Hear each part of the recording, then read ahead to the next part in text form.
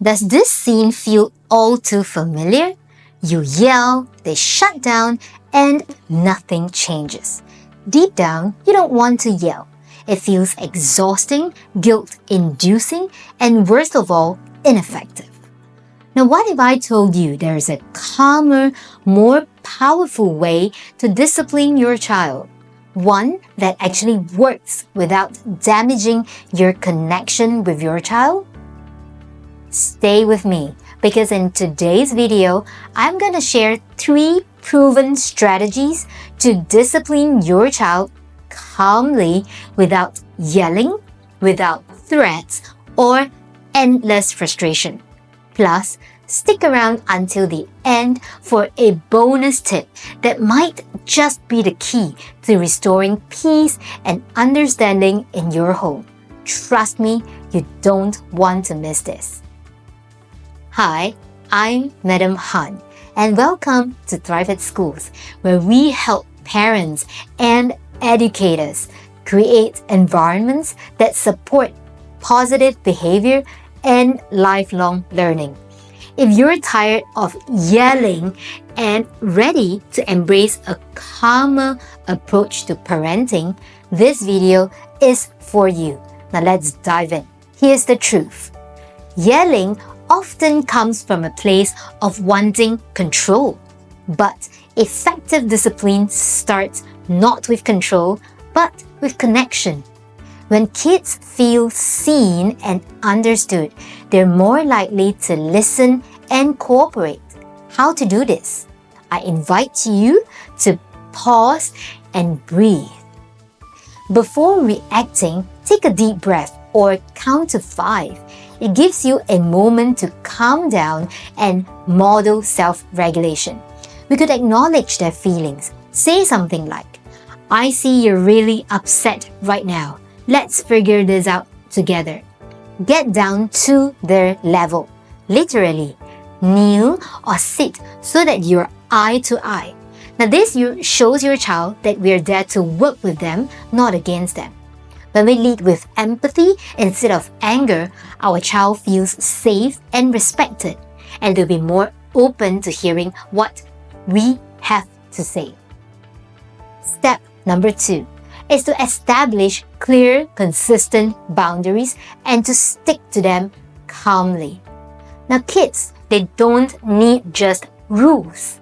They need predictable, steady guidance to feel secure. To set boundaries effectively, be specific and age-appropriate.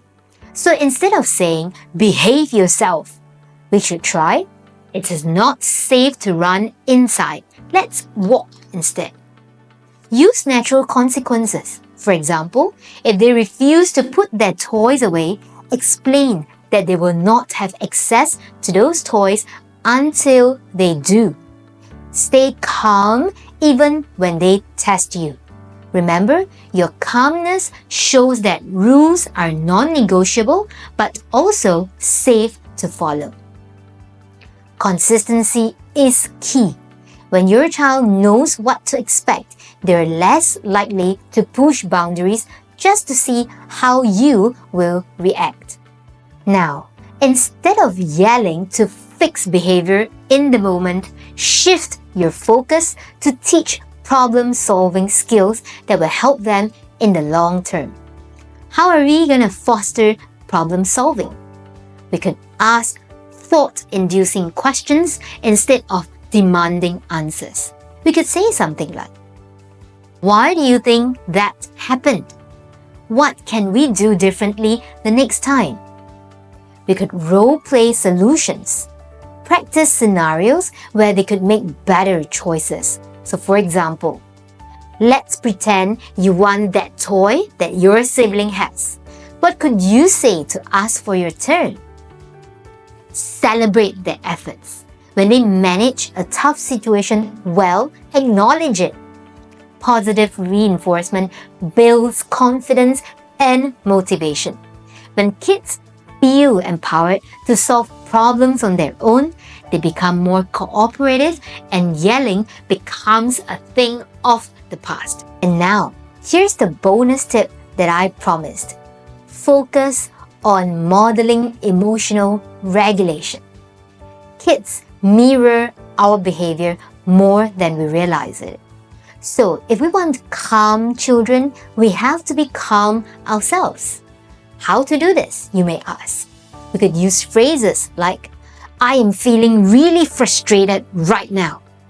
So I'm gonna take a deep breath before I respond.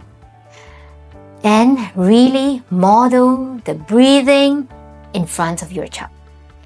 Create a calming ritual for both you and your child, like taking a reset moment together, whether it's taking a sip of water, stepping outside for some fresh air, or just doing some deep breath. When you slip up, apologize. You could say, I should not have yelled earlier. I'm sorry. It shows them how to take accountability for their actions. When you prioritize staying calm, your child learns to navigate emotions without resorting to yelling or shutting down. So let's recap the steps to calmer discipline. Start with connection. Acknowledge their feelings and build trust. Set clear, consistent boundaries that make them feel secure. Teach problem-solving skills that empower them to make better choices. And remember the bonus tip: model calmness. Your child is always watching and learning from you. If you found this video helpful, please give it a thumbs up or share it with other parents who might be struggling with yelling. Let me know in the comments, which of these strategies do you want to try first? Or do you have your own calm discipline tip to share? I would love to hear it. Thank you for watching at Thrivate Schools. Together, we can create calmer, happier homes and raise kids who thrive. I will see you in the next video.